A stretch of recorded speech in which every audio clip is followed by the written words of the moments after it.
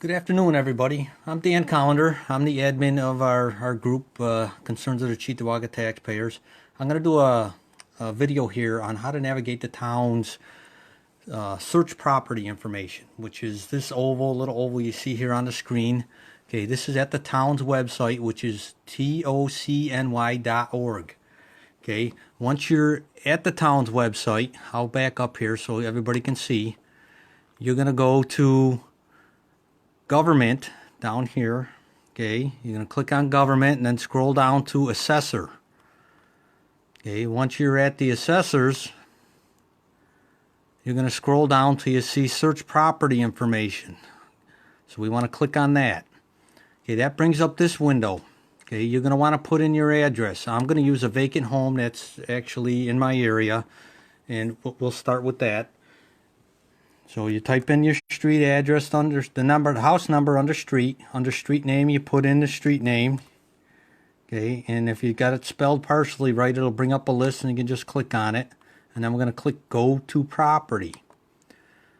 Okay, once we're at that property, it's going to bring up all this information on the property, including some information that, from the little research I've been doing, some of these preliminary numbers are not the number you got sent in the mail. I do not know why that is.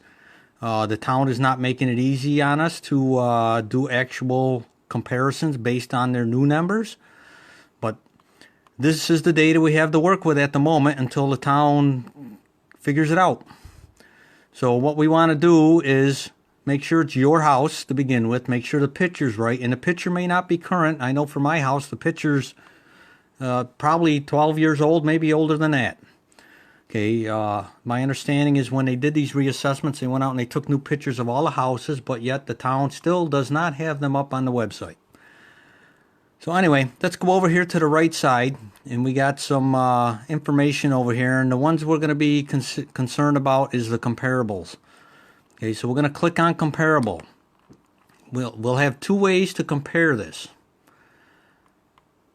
Okay, but the two ways are down here at the bottom. We have sales and we have assessments. Okay, and we're going to want to look at both of those. But first we want to go up here and we want to make sure all this data on the right side is correct. Okay, it's a one family. If it's not, we can change it. We want to make sure it's not in the village or whatever. In this case, this one's definitely in the town of Cheektowaga. Make sure the type of house is correct. Make sure the neighborhood, okay? You can compare by other neighborhoods. For now, we're going to start with comparing the same neighborhood. And if you look under the subject property, the neighborhood code is 00126. So we want this field on the far right to be 00126 to compare apples to apples, exact same neighborhood. Now you come down here to living area, square foot. This is an important number, okay? This is the square footage of your home. Okay, in this case, it's 1,266 square feet. But our comparable property fields want to bring up everything from as low as 633 square feet to 1899. We do not want that. We want to be probably within 50 square feet of what our home is. So I'll put in 1,200 for easy numbers. 1,210 is my low number, and we'll go 50 above it. Roughly, we'll just say 13. Okay. So we'll look at houses that are as low as 1,210 square feet and as high as 1,300 square feet for an approximate valuation comparison. Okay, bedrooms. Okay, here, another number you're going to have to change. This house has 4 bedrooms. Okay, it wants to compare 3 to 5. No, we want to compare exactly what our house has. That case is 4. We're going to change both numbers to 4. We don't want more, we don't want less. Okay, that was bedrooms. Bathrooms, same thing with the bathroom. It says 1. We don't want to do 0 to 2. We want to do 1 to 1. You really got to compare apples to apples. So we got to have data that does that. Okay, half bathrooms. This one has 1 half bathroom. It says 0 to 2. We're going to change that 1 to 1. Okay. The next line is fireplaces. This house has 0, so we don't want to compare it with any home with a fireplace. So we're going to put 0 in. Okay, sale date. Next sale date. This has sale dates from 2015 to 2016. Way too old. We want to do sale dates within, I'm going to start with the last year. You might have to go back 2 years, but I'm going to start with the last year. And that'll be, we'll go year to date. We'll take March 1st. So we're going to go 3/1/2019. 2019 to 3/1/2020.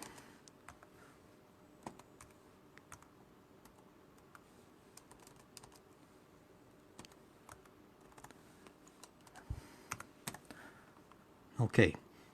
Now all that information is right. Right now we are checked off for sales.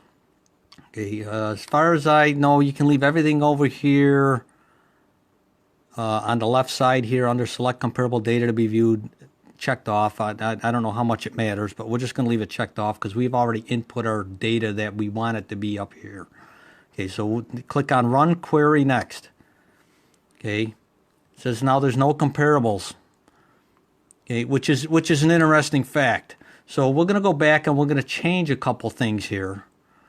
Okay, it could be our bathrooms. We might have to change our bedrooms. We might have to change those to 0 on the low side and 1 on the high side. So let's see if that doesn't correct our issue here. Still no comparables. Okay, it also could be the date that no homes have sold that compared to this one. So let's go roll back a year and let's see what happens.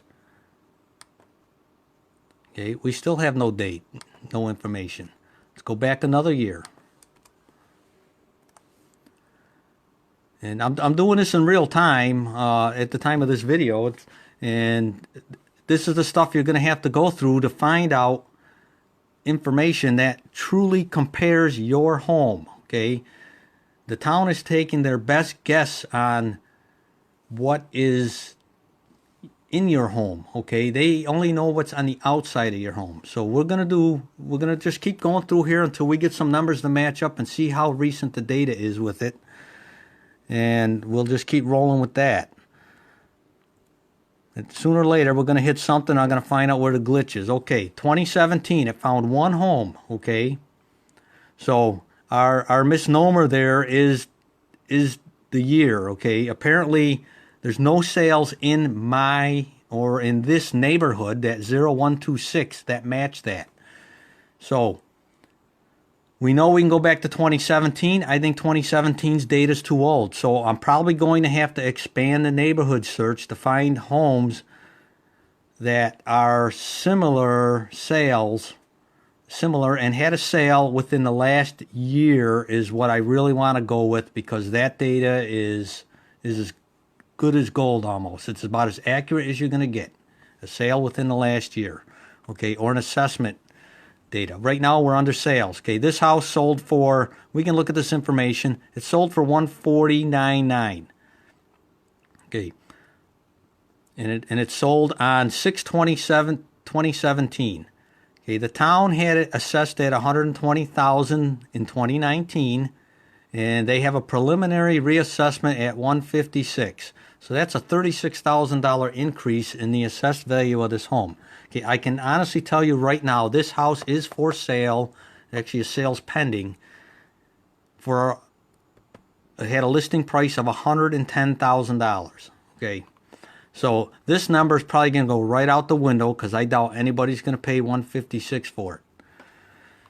But nonetheless, let's move along here. So we're going to go back and we're going to adjust our neighborhood area to see if we can't find any houses, similar houses that sold in different neighborhoods. And I don't know what all these codes mean, okay?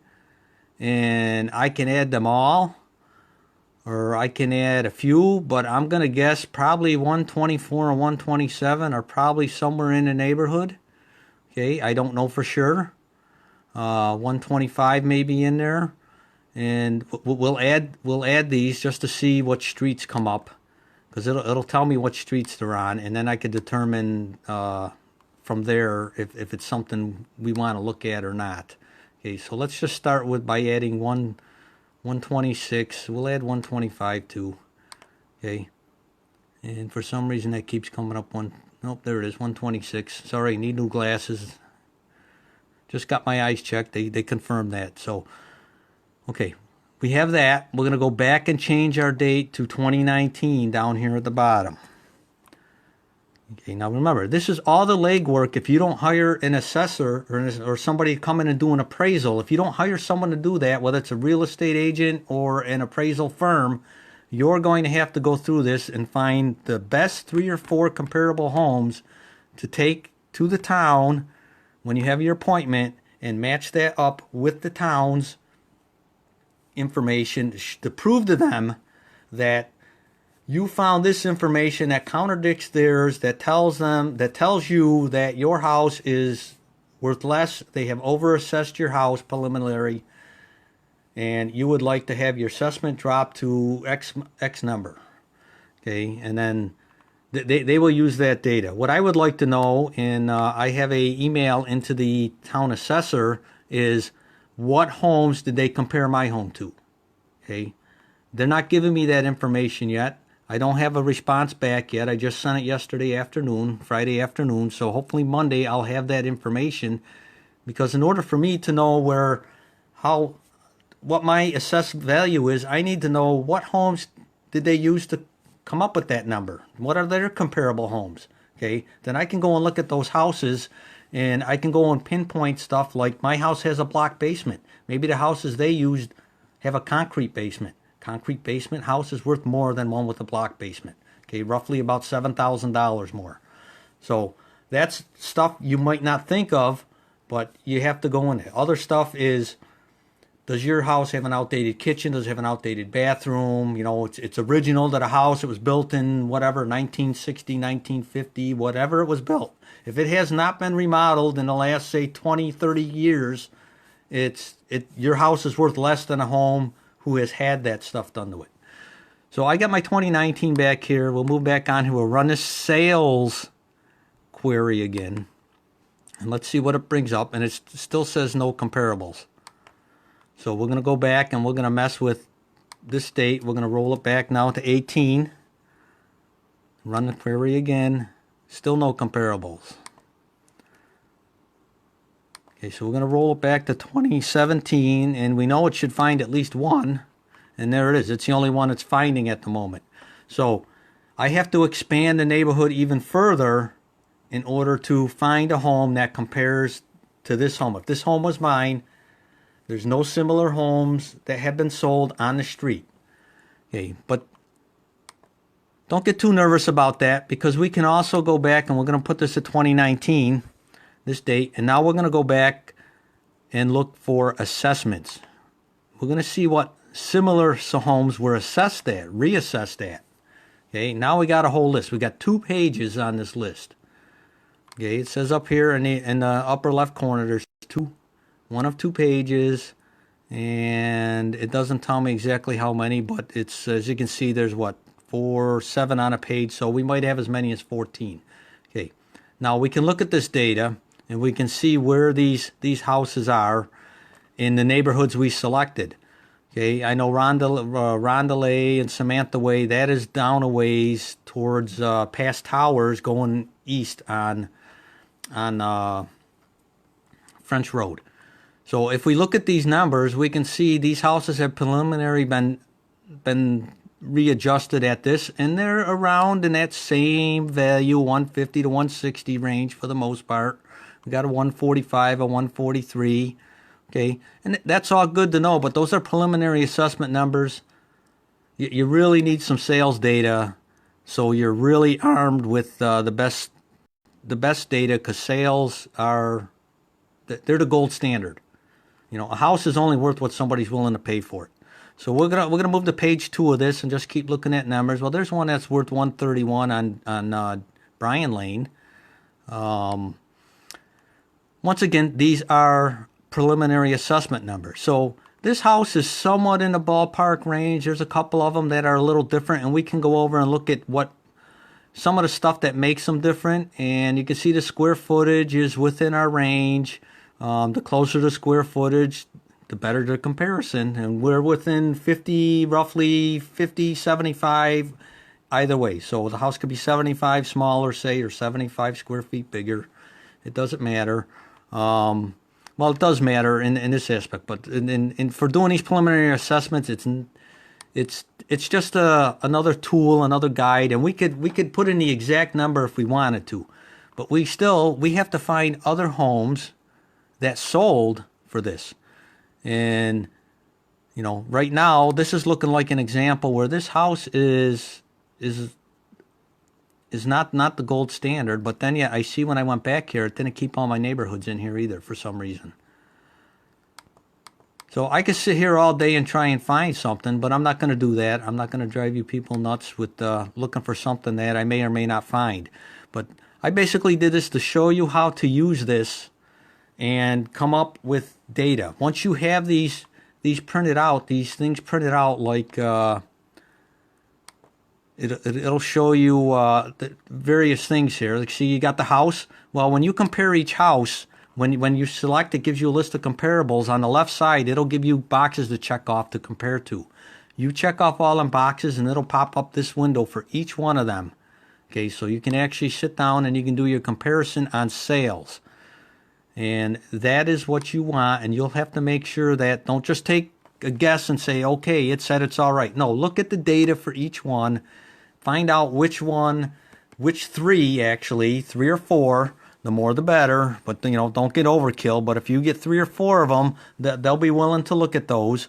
Find out what the exact square foot is. Find out exactly what the lot size is. Okay, bigger lots worth more money. Okay, find out what school district it's in. Okay, they all got to be in the same school district, otherwise you're still not comparing apples to apples. Okay, make sure it's a colonial. Make sure that it's even the right house, actually, that's pictured in there. Okay, the address could be wrong. The data could be wrong. Okay, it's up to you to make sure this is right if you're going to do this researching on your own, because if you give them wrong information, they're going to shoot you down like a Scud missile. They're just, your whole thing will be done. You'll have to move on to the next step, which it gets a lot more complicated in as far as having to fight your reevaluation, reassessment. So it's up to you. Here's tools for you to do. I wish everybody the best of luck. Don't give up on it. The more people that fight it, the more people that will win. When I say win, that means lowering your assessment down to where instead of potentially paying a lot more money, you're going to pay a lot less. And that's going to roll over from your property tax to the county tax to the fire department tax to the lighting district tax. And then the big one is the school tax bill.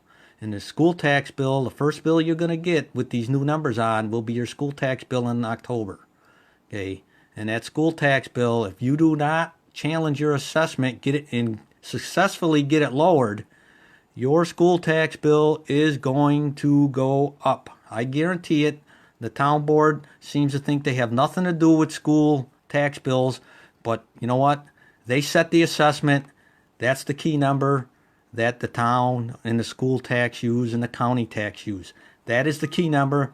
The town sets it. They have everything to do with all those other taxes going up. So I wish everybody the best of luck. I'm going to sign off of here. Have a great day. Good luck. And hopefully we'll maybe do some more of these videos on other topics. So thank you.